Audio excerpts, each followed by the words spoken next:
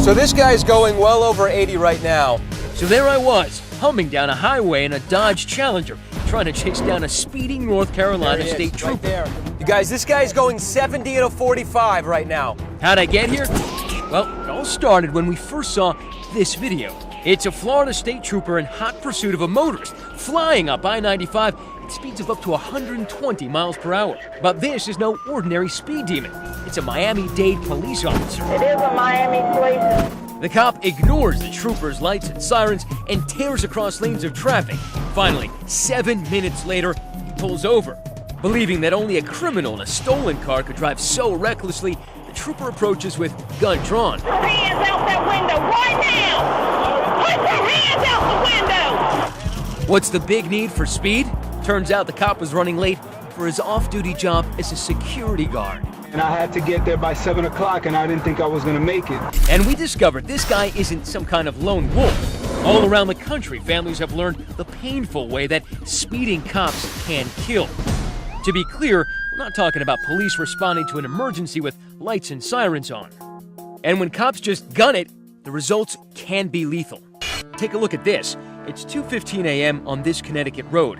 The Milford Police Department car speeding in a 40-mile-per-hour zone. Suddenly, another cruiser rockets past at 94 miles per hour and rams into a passenger car.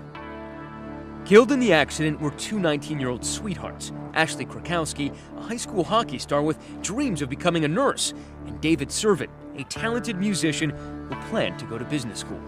When we found out what exactly happened, it was unbelievable. Did it make it hurt worse once you learned that it was a police officer who hit them? I was disgusted that it was a police officer. You see them racing around all the time, and this time they didn't get away with it. So why do cops speed? Because they can. Justin Hobson is a former New Jersey state trooper who wrote a book on corruption in his agency called Breaking the Blue Wall. And when they're speeding, where are they going? Home? Lunch, meeting another police officer. It's a mentality of, hey, I have a badge and the ability to go as fast as I need to go. What's he doing? What's he doing? The problem's gotten so out of hand, some motorists are striking back, catching speeding cops in the act. Here, a caravan of hot rods and a joyride down a New Jersey highway at speeds of over 100 miles per hour. A New Jersey state trooper suddenly appears. He's going to put a stop to this, right? Wrong. He shoots ahead of them to lead the way. They're being escorted by state police! That Pied Piper of sports cars was suspended. This angry motorcyclist with the helmet cam turns vigilante and takes off after a fast-moving police cruiser just to prove how fast he's going. Folks, don't try this at home. I'm going 20 miles an hour over the speed limit right now. But none of the highway video avengers can match Ron Carr of Raleigh, North Carolina. After getting his hair blown back by lead-footed lawmen once too often, Carr linked his vehicle with cameras to expose what he calls rampant hypocrisy. Now watch this guy. You or I would get a ticket for doing what he's doing right now. Yes, they're fast, and he's furious. Who polices the police? What does it take for an officer to be charged? Right. Carr's now posting his greatest hits on, what else? His own YouTube channel. I figure the more videos that I have, then folks will realize that it is a common problem. But it's a problem that police departments seem reluctant to acknowledge. Going back to that terrible Connecticut crash, the officer involved was convicted and sentenced to 10 years in prison, though he's currently free as he appeals. The families of those two young victims wanted to uncover the scale of the problem, so they sued the police, demanding to see all dashcam video from the previous 2 years. We wanted to know, was there a culture of speeding? Was this an isolated incident that you could forgive a little more easily? The families did receive 500 dashcam clips, including footage of an officer on a call racing at 113 miles per hour in a 45 zone. He was suspended. But then Milford PD claimed it accidentally deleted another 2,000 dashcam clips. 2,000 clips? An accident? The family isn't buying that. There appeared to be quite a culture of speeding to the extent that Milford finally destroyed the tapes. Former Trooper Hobson says it's almost unheard of for cops to crack down on each other over speeding. If you do so, you're deemed a stool pigeon, and there's ramifications for doing that. Get out of the vehicle! Want proof? Then turn back to that video of Florida Trooper Donna Watts. Remember, she pulled over a Miami police officer who was later fired from his department and is now trying to get his job back. But Watts says she was the one ultimately punished. After the incident, she started receiving threatening phone calls and spotting strange police vehicles in front of her home. She's now suing the cops who were snooping on her, claiming the harassment made her life hell, prompting her to leave road patrol, even her home. Ms. Watts feels betrayed for some members of the law enforcement community to turn against her. It has torn her apart. Next, we set up our own speed trap and a chopper in the sky, catching speeding cops lead-footed and red-handed. And we learned There he like is, being right called there. out for speeding any more than we do. Don't you think it's a little hypocritical that police officers go 85 miles an hour and they would clearly pull someone like me over? Stay with us.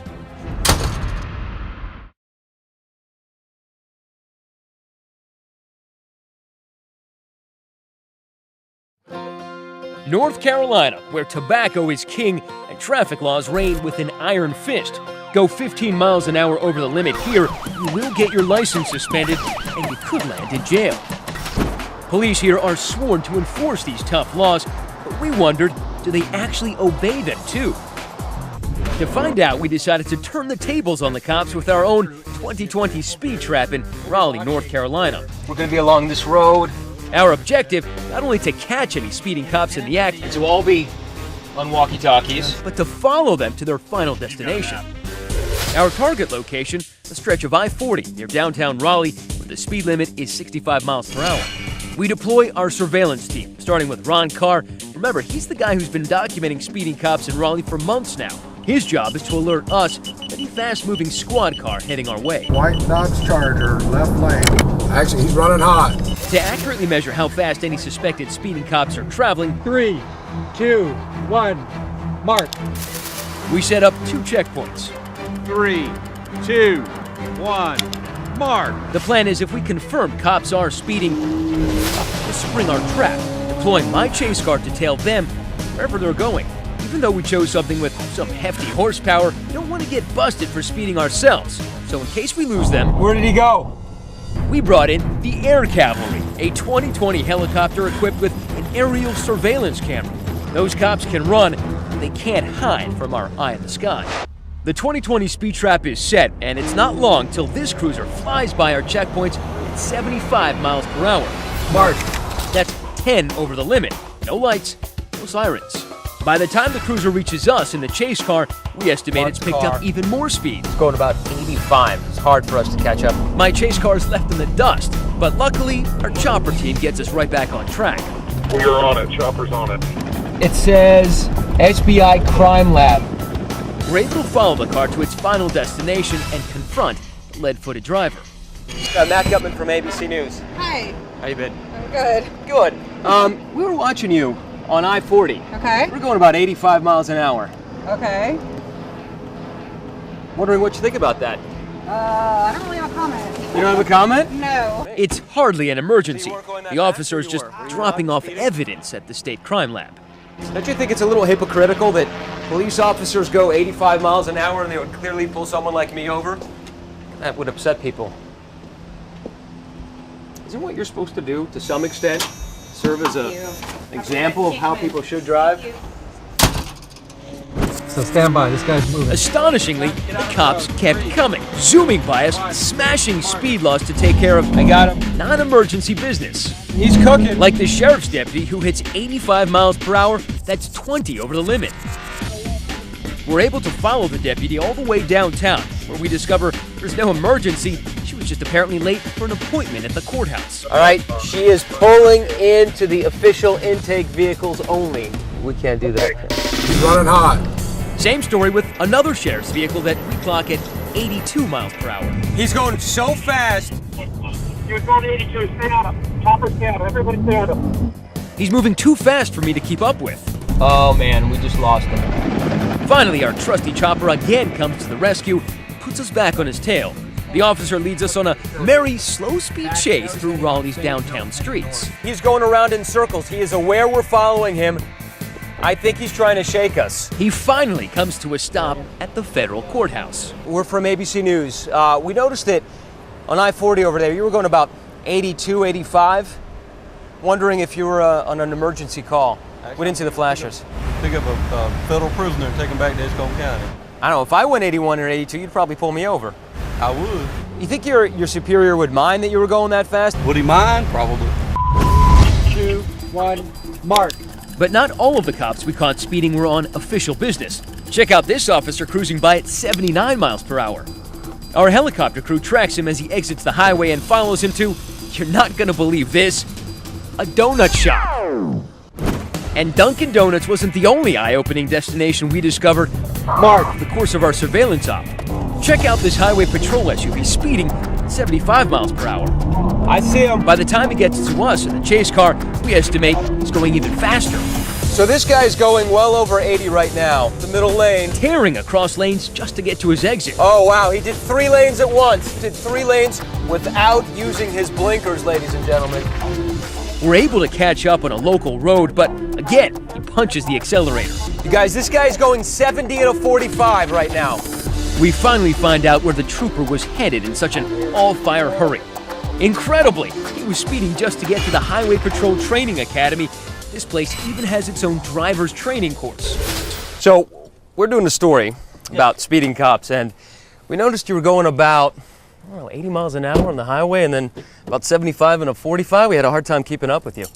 Yeah, I was trying to get over here this morning. The concern is that, police officers speeding, a lot of folks want to see you set an example, and if you're going about 15, 20 miles over the speed limit, there might be some concern.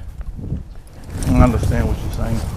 If you're wondering what subject this officer teaches here, take a look at his shirt. Yup, that's right. He's a driving instructor. Hey, gentlemen, how are you? Time to get some answers. We walk into the training academy with cameras rolling. Let me get you to step inside. Sure.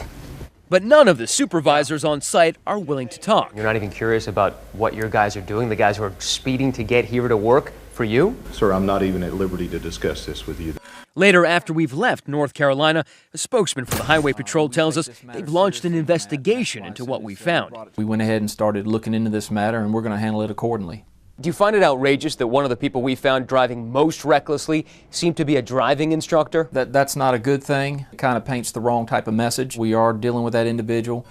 But in Connecticut, what we found during our surveillance operation came as no surprise to the families of teenagers Ashley Krakowski and David Servin, who lost their lives because of a speeding cop. Today, they rest side by side. The tragedy has left their families deeply skeptical that cops will actually crack down on their own. And never in a million years will they do that, ever. Would you say that these speeding cops destroyed your family? Yes, they did ours. Ripped our hearts out. They did. And it could be anybody's kid, anybody's child. And it's the worst thing you could ever happen to you.